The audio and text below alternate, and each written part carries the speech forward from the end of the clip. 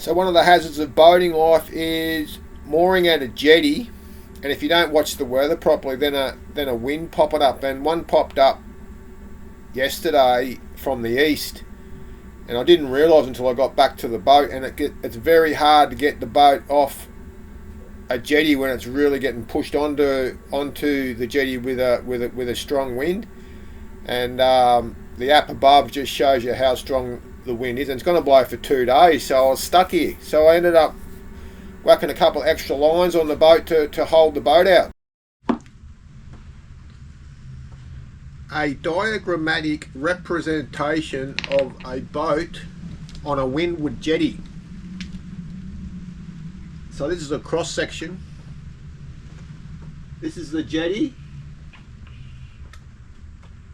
That's the water.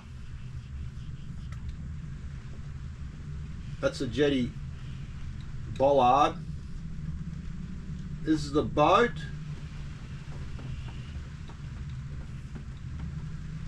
And the wind is coming from here, pushing against the boat like a big sail and pushing the boat that way. So we put a fender in between the jetty and the boat to cushion it from banging on it and rubbing up and down, because the boat rises and falls on the waves, on these waves. It goes up and it comes down and up and down. So you've got a fender.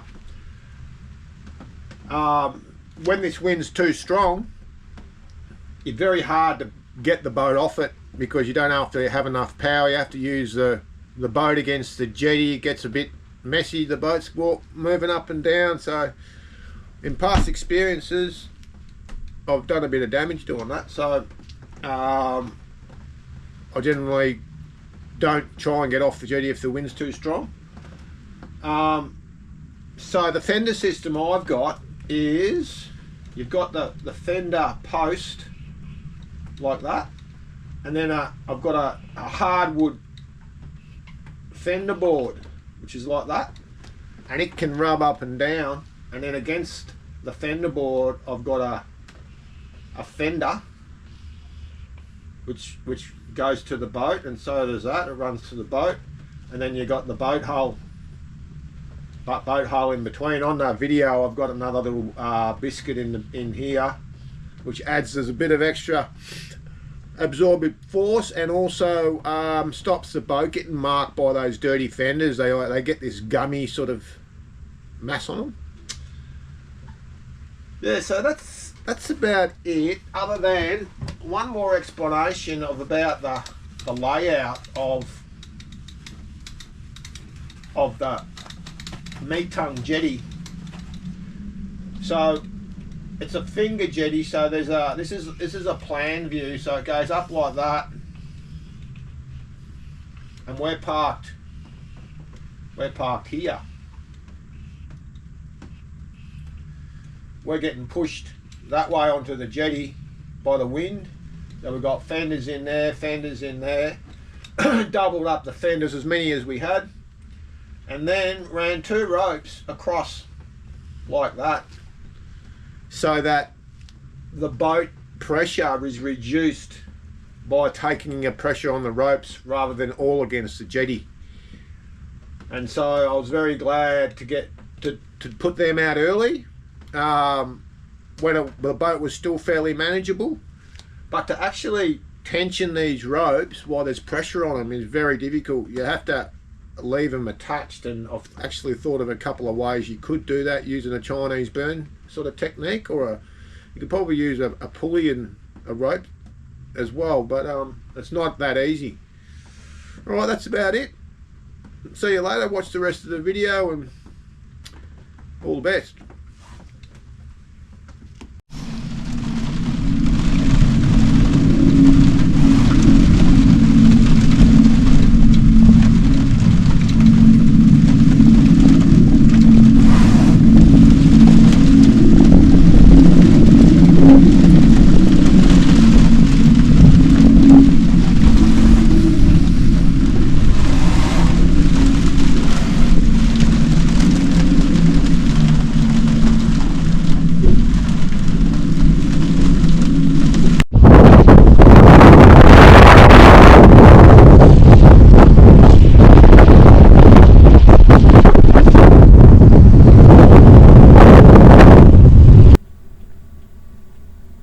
So just gonna don the Bunnings wet weather gear to get outside and have a look what it looks like, what my fenders are looking like after a night of getting pushed up against the jetty, and how those two ropes that I put on the windward side of my boat to the opposite side of the jetty, how that looks like.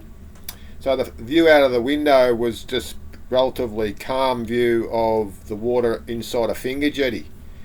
So yeah, let's see what it looks like, and you'll see what I mean.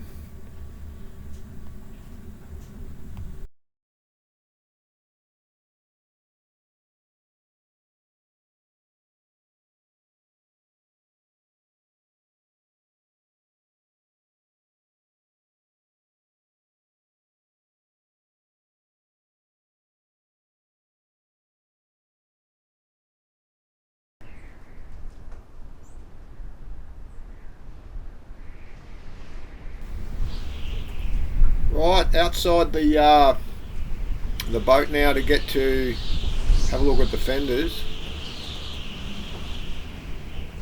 The wind's fairly blowy, but you can see that first set of fenders there looks pretty good, not too much pressure on it, and I think that's probably because of the ropes that I got on the windward side.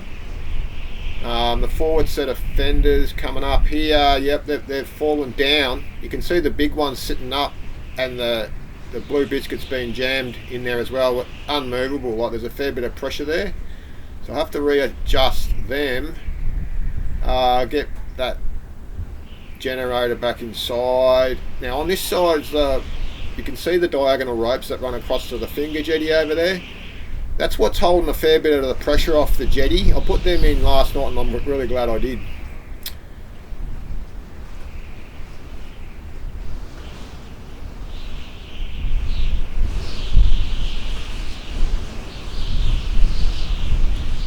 So back out to check on from the outside. Not much we can do here until I try and tighten those windward ropes up a bit to try and take the pressure off that, because I can't move any of those big fenders or anything. So just going up the jetty here to try and tighten these ropes up a bit.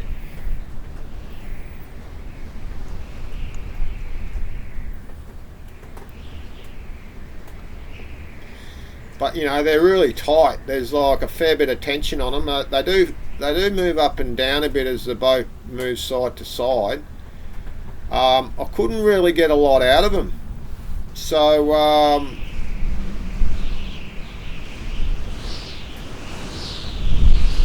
we just called it and said that's tight enough.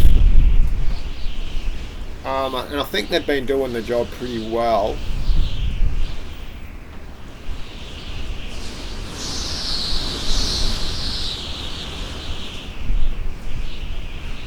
Back to the boat now to try and readjust these fenders as best we can.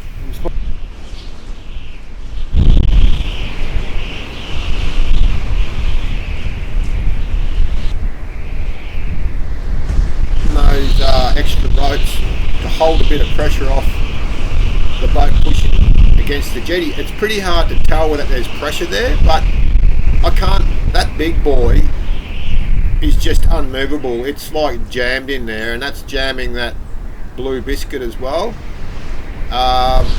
The quad buoy, which is to your right, is sort of fallen down, and it's the board has moved away.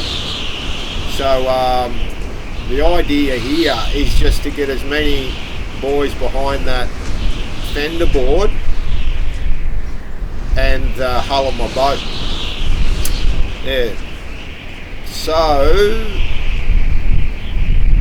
with the pressure, as much pressure as I can get off with those windward ropes, I'm just going to put buoys in between that fender board there and the boat. That quad buoy is just going to be moved over to on that red post to give me as much cushioning as possible, and that's about as far as we can go.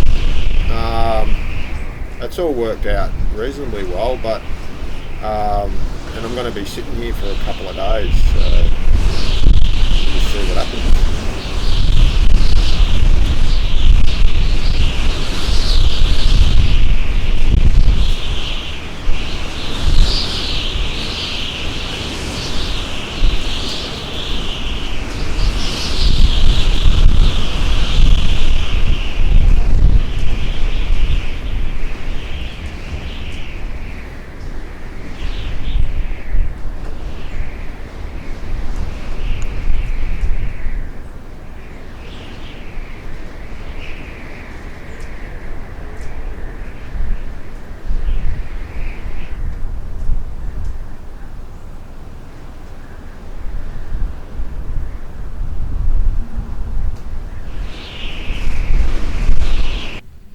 So the end of the video has come, but I just wanted to say that I'm glad I put those extra ropes in to hold the boat off the jetty early when I realised that I wasn't going to be able to get off it. It definitely saved the show and no damage was done. Righto, that's the end. See you later. Thanks. Till next time. Bye.